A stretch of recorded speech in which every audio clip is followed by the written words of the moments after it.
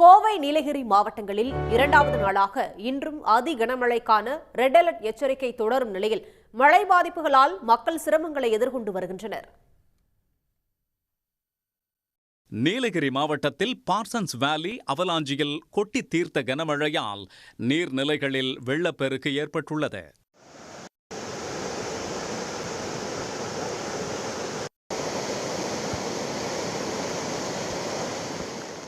உதகையில் கப்பத்துறை ஆற்றில் கரை புரண்ட வெள்ளம் தோட்டங்களுக்குள் புகுந்து சுமார் 100 ஏக்கர் மலை காய்கறி பயிர்கள் நீரில் மூழ்கின.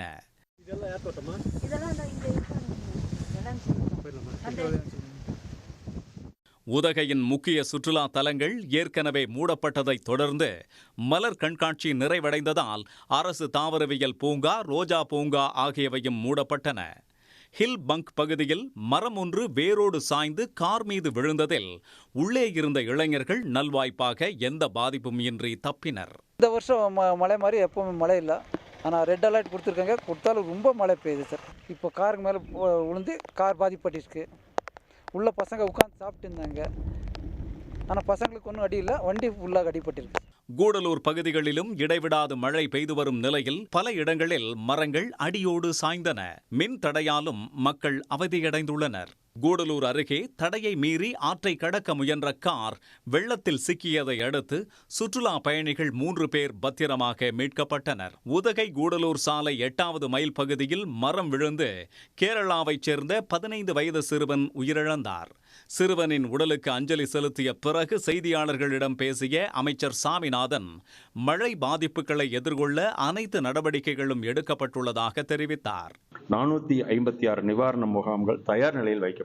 பொதுமக்கள் ஏதாவது வீடுகளில் மழை வெள்ளம் பாதிப்பு என்று சொன்னால் அங்கே கொண்டு வந்து தங்க வைத்து அவர்களுக்கு உணவு வசதியெல்லாம் ஏற்பாடு செய்வதற்கு தயார் நிலையில் அமைக்கப்பட்டிருக்கிறது. 3500 முதல் நிலை பொறுப்பாளர்கள் மற்றும் 197 பேரிடர் கால நண்பர்கள் தேவையான பயிற்சிகள் வழங்கப்பட்டு தயார் நிலையில் உள்ளது.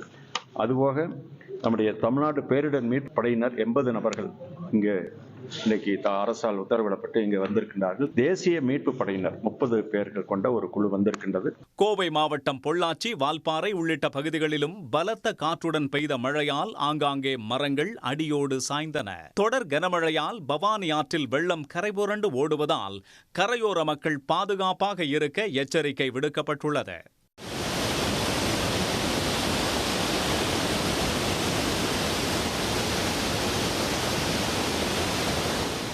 சென்னையில் உள்ள அவசரகால செயல்பாட்டு மையத்தில் இருந்து பேரிடர் மேலாண்மை துறை அதிகாரிகள் கோவை, நீலகிரி மாவட்ட மழை வெள்ள பாதிப்புகளை கண்காணித்து வருகின்றனர். உடனுக்குடன் செய்திகளை தெரிந்து கொள்ள சன் நியூஸ் பெல் ஐகானை கிளிக் பண்ணுங்க.